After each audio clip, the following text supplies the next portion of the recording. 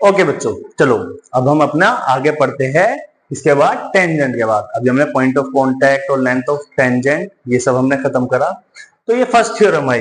इसमें क्या कहा गया, the tangent at any point of a circle is perpendicular to the radius through the point of contact. इसका मतलब हुआ आपने कोई एक सर्कल बनाया, ठीक है, इस सर्कल के ऊपर एक टेंजेंट ड्रॉन करी, इसका कोई एक्सटर्नल पॉइंट था ए, पॉइंट ऑफ कांटेक्ट हमारे पास आ गया बी। तो इसने कहा अगर हम सेंटर से कोई रेडियस डाले इसके पॉइंट ऑफ कांटेक्ट के ऊपर, कहां पर, पॉइंट ऑफ कांटेक्ट पे, तो ये इसके ऊपर परपेंडिकुलर लाई करेगा। किसके ऊपर, दैट इज ओ बी हमेशा परपेंडिकुलर होगा ए बी पर।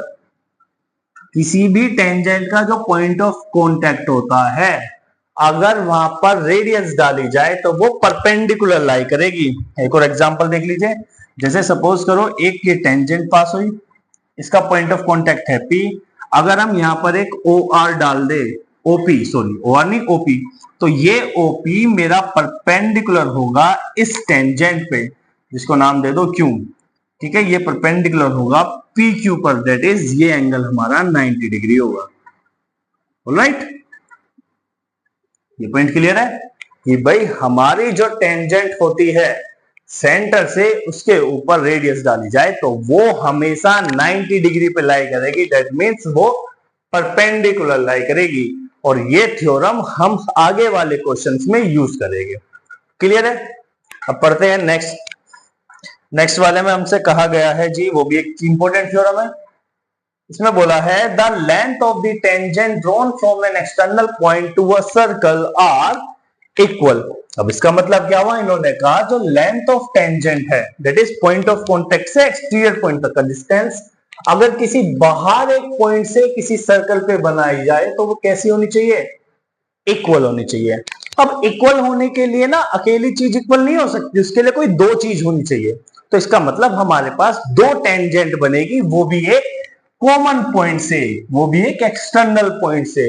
तो हमने एक सर्कल बनाया, ठीक है, इस सर्कल पर हमने कोई एक छोटा वाला सर्कल बनाते हैं, थोड़ा सा बड़ा हो गया है सर्कल, चलिए छोटा सर्कल बनाते हैं।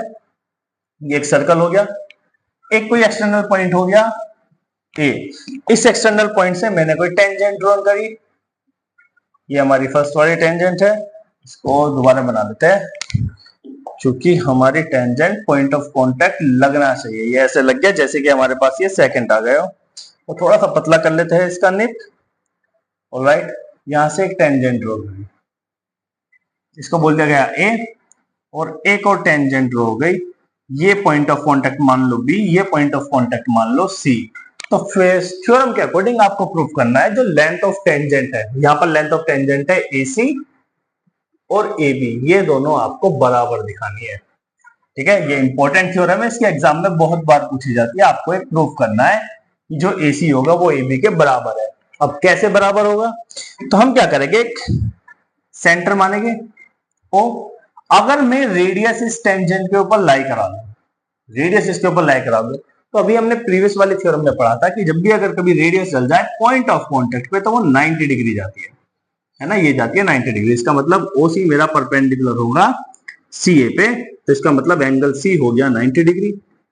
सिमिलरली अगर हम एक रेडियस यहां से डाल दें तो एंगल B भी कितना हो जाएगा, 90 डिग्री। तो OB परपेंडिकुलर हो गया BA पे, that is angle B is equal to 90 degree. ठीक है, अब करते हैं एक कंस्ट्रक्शन जिसमें लिखेंगे जॉइन OA को ज्वाइन कर दो।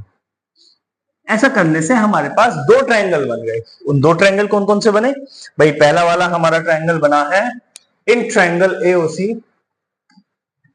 And triangle AOB, that is एक ट्रायंगल ये वाला, एक ट्रायंगल ये वाला। ऑलराइट, अगर दोनों में देखें तो ये एंगल 90 एंगल C है, यहां पर एंगल B 90 है, तो बोथ आर इक्वल है ना जी। So angle C is equal to angle B, लिखेंगे ईच 90 डिग्री, दोनों एंगल इक्वल है। जब भी कभी दो ट्रायंगल को अगर हम कॉन्ग्रुएंट दिखाते हैं तो अगर 90 डिग्री लग जाए तो 90% केसेस में वहां पर RHS लग जाता है। RHS क्या होता है, राइट हाइपोटेनियस साइड।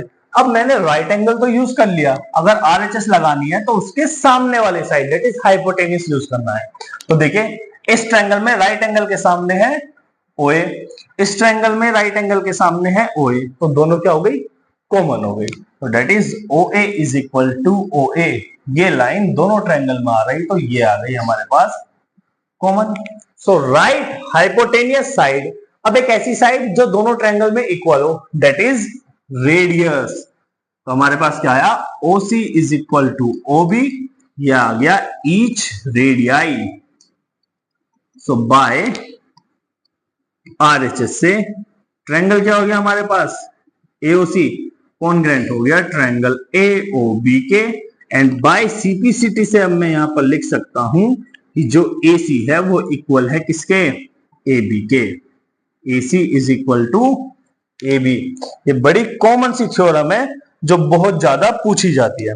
ठीक है, हमने क्या करा, दोनों ट्रायंगल को कॉन्ग्रेंट दिखाया, कॉन्ग्रेंट दिखा के RHS से हमने ये दोनों चीज आपस में इक्वल दिखा दी। आई होप इसमें आपको कोई भी डाउट नहीं होगा। अगर कोई डाउट है तो आप मुझे नीचे कमेंट सेक्शन में बता देना किस पॉइंट पे डाउट है, और हो सके तो एक रफली फिगर अलग बना लेना AOC की, जैसे अगर हम बना के दिखाए यहीं पर, ये साइड रफ कर दो ना इसका, तो आप स्क्रीनशॉट ले ही लोगे। ठीक है, अगर हम रफली फिगर देखें तो AOC, this is OCA, this is 90 degree, and अगर नीचे वाला ट्रायंगल ले ले तो OBA, this will be 90 degree, है ना, 90 के इक्वल हो गए, ये दोनों साइड कॉमन हो गई, ये मेरा रेडियस, ये मेरा रेडियस। तो बाय RHS से ट्रायंगल कॉन्ग्रेंट और CPCT से दो साइड हमने इक्वल दिखा दी। डन है बेटा यहां तक? ओके, आगे बढ़ते हैं हम नेक्स्ट वाले क्वेश्चन पे।